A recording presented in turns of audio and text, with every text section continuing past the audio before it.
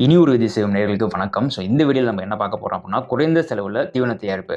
ஆமாங்க, நீங்கள் ஆடு, மாடு, கோழி, பன்றி, மீன், இறால் போன்ற பண்ணைகள் நடத்திட்டு இருப்பீங்க. அதில் பார்த்தீங்கன்னா தீவன மேலாண்மைக்கு ரொம்ப முக்கியம். அது பார்த்தீங்கன்னா நீங்கள் வெளியில் ஒரு கம்பெனிலேருந்தோ இல்லை ஓனா மிக்சிங் பண்ணியோ போட்டுட்ருப்பீங்க. அந்த தீவனத்துக்கான ரா மெட்டீரியல்ஸ் எங்கே குவாலிட்டியாக கிடைக்குங்கிறத கண்டிப்பாக தேடிட்டு இருந்திருப்பீங்க. அதுக்கான சொல்யூஷன் தான் இந்த வீடியோ நான் சொல்ல போகிறேன். கேகே ட்ரேடர்ஸ் இவங்க கிட்ட பார்த்தீங்கன்னா தீவனத்துக்கு தேவையான ரா மெட்டீரியல்ஸ், அதாவது புரதம் அதிகம் உள்ள சோயா, கருவாடு, மக்கா, அரிசி, மாமிசத்தூள் என அனைத்து விதமான ரா மெட்டீரியல்ஸும் மொத்தமாகவும் சில்லறையாகவும் கொடுத்துட்டு இருக்காங்க.